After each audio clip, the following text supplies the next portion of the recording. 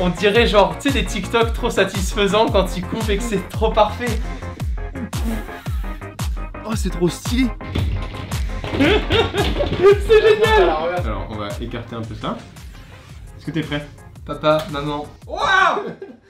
Oh, le malade.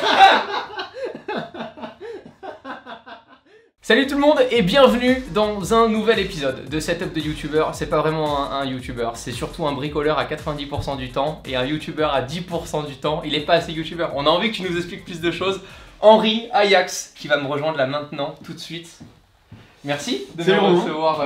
Très cool de te voir aujourd'hui. Et puis je crois qu'on a pas mal de choses à voir dans cette vidéo, donc ça va être cool. Il y a combien d'emplacements déjà? Là on est dans un premier emplacement. Voilà, il y a deux pièces, il y a un atelier, donc c'est là où on est, on le présentera un petit peu après dans la vidéo si j'ai bien compris. Et surtout, un studio où il y a pas mal de trucs qui vont te plaire, donc tu vas voir ça. Mais c'est un studio, c'est une grotte, c'est ce que je rêvais d'avoir quand j'étais gamin. Je vous montre tout ça, c'est parti, on découvre ensemble le studio d'Ajax.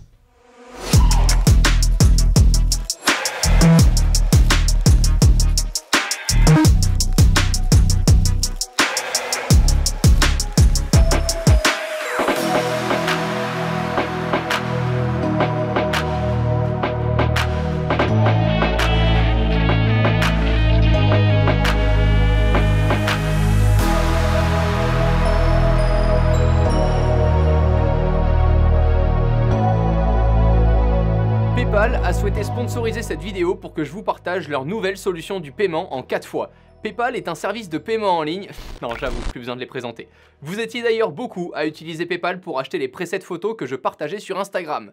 PayPal propose aujourd'hui d'effectuer des achats en 4 fois. C'est un mode de financement que vous retrouverez dans votre compte PayPal. Dès l'option sélectionnée, une vérification se fait rapidement et dès qu'elle est approuvée, vous pourrez confirmer votre paiement en plusieurs fois. Le remboursement se fera en 4 fois, c'est simple et rapide d'utilisation. Le lien est dans la description. Merci PayPal d'avoir sponsorisé cette vidéo. Henri, je ne peux pas arriver dans un nouveau studio, c'est un peu comme une pendaison de crémaillère ce que tu fais avec moi. Ouais, c'est un peu ça, et bon. Du coup si j'ai bien compris, tu t'as ramené quelques petits J'ai cogité. J'ai J'ai eu des petits lutins qui m'ont dit que tu avais besoin de ça. Donc en tout cas ça pourrait servir. Et puis il y a des trucs que j'ai pas encore vus donc je suis plutôt content, vas-y, je te laisse. C'est juste des cadeaux, pour ça me fait plaisir. Pour exactement pour le studio. Pour l'atelier, pour chez toi, pour le studio, tu verras. Vas-y, je t'en prie. On va voir ça. Ouh, il y a du Google. Il y a un incontournable. Le Google Home? Oui. C'est ça? Je veux t'entendre dire OK Google et faire chier toute ta communauté en vidéo. Ouais, parce que du coup après ça va alerter les gens. Exactement.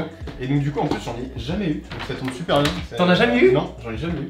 Moi je pensais que t'en avais déjà 10 chez toi et j'étais... J'ai jamais testé, donc trop cool. Premier accessoire, et puis ensuite ici t'es dans un sous-sol. Ouais. Et j'ai compris que c'était un peu compliqué le wifi. C'est un peu de temps en temps un peu de mal à passer. Bon, je l'ai acheté hein, vraiment Google, j'ai eu aucun email avec eux ou autre, hein. C'est moi qui suis allé juste à la Fnac et pour te faire kiffer. Tu as le Google Nest Wi-Fi, c'est ce qui marche le mieux. Répéteur, c'est ça? Exactement. Trop cool. Répéteur, ça remplace ton routeur. Et attends, puisque les locaux sont grands, j'ai pris le 3e. Comme ça, vraiment, t'es sûr d'avoir le Wi-Fi partout. Non, mais en vrai, ça, c'est une putain d'idée. Il est vraiment content. En fait, j'ai hésité entre Arlo et Google parce que moi, j'ai des Arlo chez moi. Je connais pas du coup. C'est pareil, c'est très puissant, mais c'est pour des grosses baraques, villas et autres. Et c'est un peu plus compliqué à configurer, alors que là, juste avec Google Home, tu branches et. Exactement. Bon. Putain, mais trop bien, bah merci beaucoup. Amuse-toi bien. C'est trop cool. Bon, à toi maintenant de me faire briller. Donc maintenant, je vais te montrer un petit peu mon studio parce qu'il y a pas mal de trucs à voir. Alors, on commence déjà par donc la grande pièce, l'atelier. Donc là, on est dans l'atelier. Voilà, on est dans l'atelier, donc c'est là où je fabrique un petit peu tous mes objets et tout. Voilà. D'accord. Et moi je passe une commande Amazon, tu vois. Non mais on a déjà 2 styles différents. Ok. Il faut savoir que là la pièce dans laquelle on est, elle ressemblait pas du tout à ça au début. Rien à voir. Donc c'était déjà le sol, on a tout refait de A à Z parce que c'était un lino dégueulasse. Il y a tous les épisodes qui sont dispo sur ta chaîne. Évidemment, allez voir ça. Bah ouais. Je me fais ma pub. Bah ouais, t'as raison, mais en même temps on est là pour ça. On a refait le sol, mais on a aussi refait complètement tous les murs. On a posé des cloisons, des portes. Enfin bref, ça ressemblait pas du tout à ça. C'était une cave un peu dégueu. Et donc on l'a transformé en studio de tournage en atelier. On commence par ce bar, il y a quoi autour de nous là? Alors du coup bah là on a toutes les grosses machines, donc des ponceuses, perceuses, des scies, donc pour le métal, pour le bois, pour un peu de tout. Je me suis fait des petits éclairages personnalisés façon un peu usine et tout. Ensuite tu tapes pas du coup LED industriel sur Amazon et tu fais pas commander toi? Non, jamais. Je prends des... j'ai pris le strip LED tu vois, et j'ai foutu à l'intérieur. Tu vois. Et après j'ai tout fait tout Donc tout ça c'est connecté? Ouais, c'est. Alors, non, celle-ci non, mais les deux autres, ouais. En gros, tu vois, j'ai cette application. Alors, je t'avoue que je sais pas si c'est la meilleure, mais en tout cas, ça marche assez bien. Et là, d'ici, je peux contrôler. Donc, par exemple, si j'ai envie d'éteindre ça, clac, mes lumières s'éteignent. Et le gros avantage, on le verra après, mais c'est que j'ai des imprimantes 3D que je peux éteindre à distance. Et du coup, bah, si je suis chez moi et que je vois à la caméra que l'impression commence à faire de la merde, clac, j'éteins et donc du coup... tu vois, Plutôt que de gaspiller du coup, ok, ça gaspille pas énorme. le plastique, ouais. On commence par cette machine, ça sert à quoi? Devine. Alors, vu comme ça, je l'aurais dit pour du jambon serrano, tu vois, mais je pense que je me Ça bourre. ça peut servir, dans les temps de fête, ouais, ça peut servir. Non, il y a un petit indice quand même là. Bah, couper du métal, Ouais. du... Ouais, c'est ça? Tu veux tester? Ouais, que j'ai trop peur. Vas-y, je suis trop chaud, vas-y, go. Y a pas souvent des potes chez qui tu vas qui dit tu veux tester ma machine pour couper du métal? Genre, non, il faut que je mette des lunettes et tout là. Oui, ça c'est... Tu veux que je t'équipe? Je laisse ça. Merci. Je te le mets. Allez. Hop, alors attends. J'arrive à choper l'oreille. Tac. Et les lunettes qui sont dégueulasses d'ailleurs. Ah, go. T'as une petite poignée ici. Et quand t'appuies dessus, ça la démarre automatiquement. Ensuite, bah, t'as juste à la baisser et t'appuies très légèrement, tu vas voir, ça va aller doucement. Mais faut pas forcer quoi. D'accord. Ça va descendre doucement dans le métal et le couper. Ok? Ok. T'es chaud? Ouais. Non. Donc là, quand j'appuie, ça fait quoi? Attends, j'ai pas écouté. Putain, j'ai l'impression d'être en cours de chimie. En plein examen et j'ai pas écouté. Tu mets ton doigt dans la poignée et là ça démarre. Voilà, voilà. Donc vas-y. Et là tu vas très doucement, tu vois. Cette assurance dans le mouvement là. Voilà, ça commence là.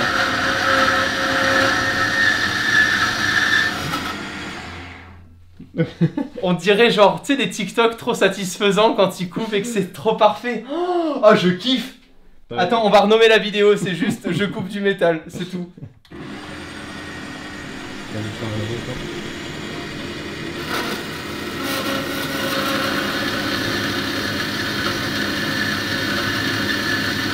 Oh là là, c'est tellement satisfaisant.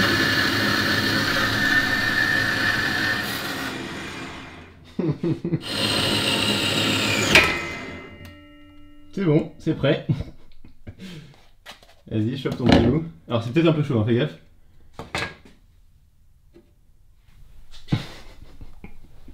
C'est tellement lisse, c'est incroyable. Merci. Machine suivante. Tu sais, on va faire ça, ça va durer 40 minutes. Donc là où t'es en train de reposer les lunettes et le casque, t'as un mur où t'as complètement, enfin c'est une planche de bois où t'as mis plusieurs vis et du coup voilà. t'as tous tes outils qui sont rangés dedans. Tout à dispo, j'ai rien à faire. Trop pratique. Truc un peu plus classique, perceuse, tu connais, hein. Ok. Voilà, perceuse laser, etc. Classique. Voilà. Ça c'est une scie pour le bois cette fois-ci. D'accord. Donc là, tu sais, tu poses ta pièce comme ça et tu peux faire des formes, des trucs comme ça. C'est vrai qu'il y a une machine appropriée pour chaque produit parce que j'avais déjà Ouais. essayé un jour de couper du métal avec une scie pour le bois. C'est pas ouf. Ouais, c'est surtout que j'ai pété la lame en fait, c'est juste que ça m'a explosé à la gueule. Ok. C'est pas étonnant. Et après, t'as une grosse ponceuse ici, donc tu peux poncer à la fois ici et à la fois là. Qu'est-ce qu'il y a en face de nous? Alors, donc juste en face, est-ce que tu sais ce que c'est que ce gros cube en Alors, j'avais vu un peu la vidéo, je crois que c'est pour protéger une machine qu'il y a dedans. Ouais. Parce qu'il y a des ondes ou un truc, non? Non, c'est juste pour pas que ça foute de l'eau partout, parce que c'est... Ah oui, c'est là. Attends. C'est genre comme de la découpe laser avec de l'eau là. C'est une CNC, donc c'est de la découpe, mais pas laser pour le coup. Et en gros, l'eau c'est juste pour refroidir et surtout faire un espèce de... Enfin, c'est un lubrifiant quoi. Et du coup, bah, ça tu peux faire toutes les pièces que tu veux en métal. C'est ça que je vais attacher à ma machine et qui va venir découper le métal petit à petit quoi. Donc là en gros on a un mur avec plein d'imprimantes 3D. Et, Pourquoi plein? Alors parce que y en a qui font des choses différentes dans des matériaux différents, genre t'en as qui impriment en résine, t'en as qui impriment avec du plastique. Enfin il y a plusieurs technologies et plusieurs précisions surtout. Donc tu vois là elle est là la caméra qui me permet de contrôler mes imprimantes à distance. Et comme je peux l'orienter un peu dans tous les sens, je peux switcher entre les différentes imprimantes et regarder la progression quoi.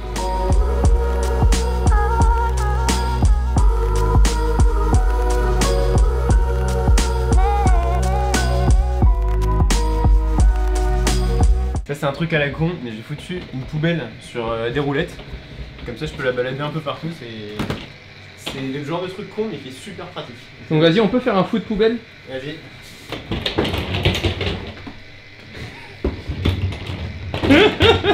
C'est génial! À la reverse, au-dessus de Josette, il y a tout un bras qui me permet de filmer et de mettre ma caméra dessus.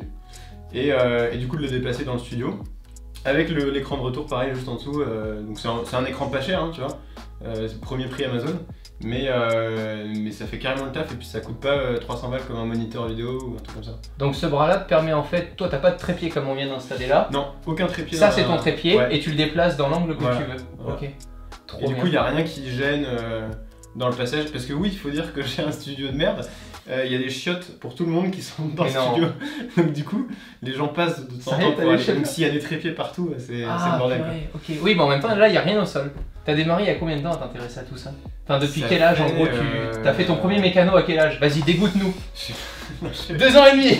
Un 18 ans en plus. En vrai, comme tout le monde, hein, le mécano, j'ai commencé comme tout le monde. Non, par contre, je faisais des demandes de cadeaux d'anniversaire un peu chelou, genre une boîte avec des tournevis ou des conneries comme ça alors que j'avais 10 ans, mais bon. Papa, maman, cette année, je veux une machine CNC. Et le CAD management, je dois souligner qu'il est quand même pas trop mal parce qu'au vu du nombre de machines qu'il y a, tu vas avoir j'en un ai peu pas peur vu quand même. beaucoup. Ouais, tu vas avoir un peu peur là-haut, c'est un peu dégueu quand même, il en reste quelques-uns. Ah, mais, ok. Je sais pas si on le verra à la caméra, mais ici on a une pièce pour tout ce qui est peinture, avec toute une aération, qui me permet en fait de... Attends, t'as créé une aération?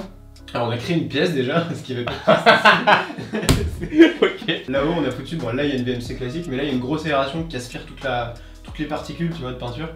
Et du coup ça fait un espace qui reste dégueu ici, mais ici c'est propre, tu vois. Donc, moi ma problématique première quand je fais de la peinture c'est juste de pas en mettre à côté. Lui sa problématique c'est juste d'évacuer. Toute la poussière et tout, et pareil pour le... Tu vois ce que c'est une Dremel? Une Dremel, c'est une toute petite perceuse. Oui. Bah là ça fait des projections, donc là c'est parfait. Je coupais mes coques de modélisme avec. Voilà, dans les modélistes tu connais forcément la Dremel. Il y a plein de trucs, c'est trop drôle.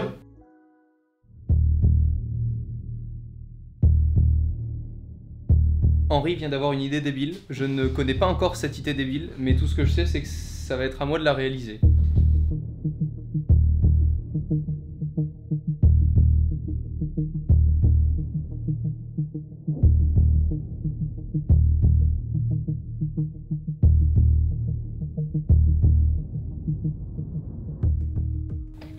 J'enlève juste ça.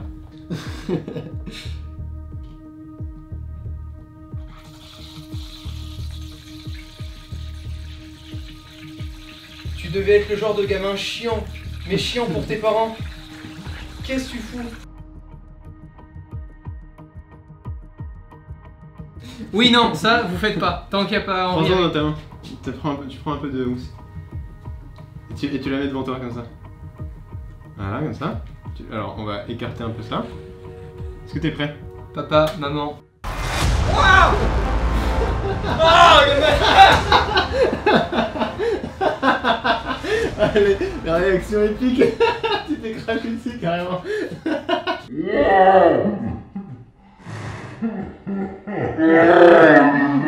Tu verras, t'as rien hein, là. Ah non, c'est juste très très chaud d'un coup.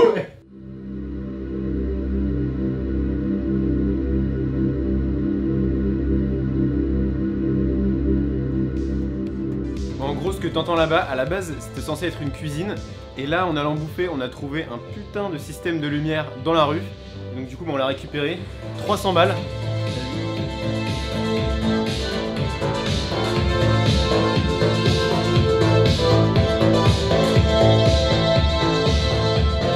Donc à la base, ça, c'est trouvé dans les poubelles. Donc, on passe à la pièce du dessus. Bravo.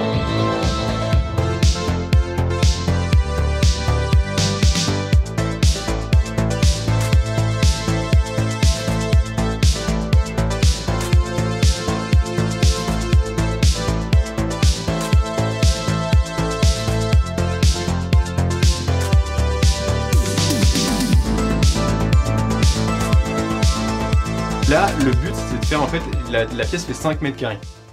Et le but, c'était de réussir à faire à la fois, donc dans une boîte, un espèce de studio de tournage, mais aussi pour pouvoir faire de l'électronique et puis pour pouvoir faire mes montages.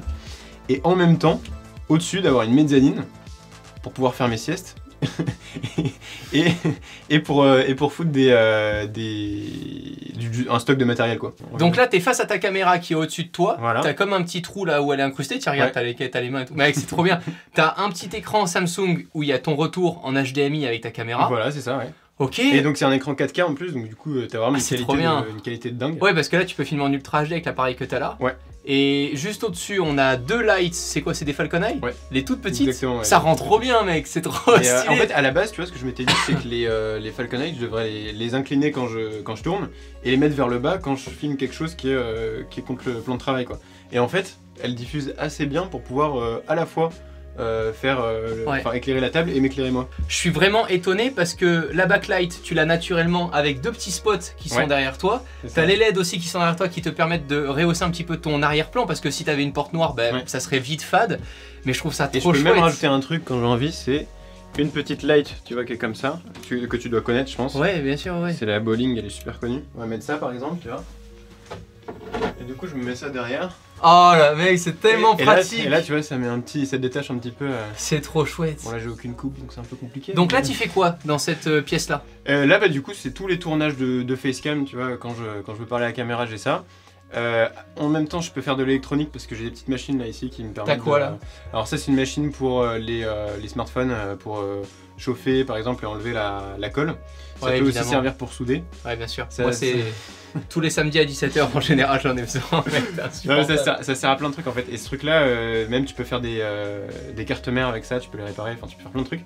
Une petite alimentation pour tester des LED. J'aurais dit un tensiomètre, c'est ça? Non, un voltage. Ça c'est pas un voltmètre, c'est une alimentation. C'est juste pour un tensiomètre. Putain, je suis pas médecin, mais oui, d'accord, ok, d'accord. Et en dessous, t'as carrément réussi à avoir du rangement. Là, j'ai une aspiration.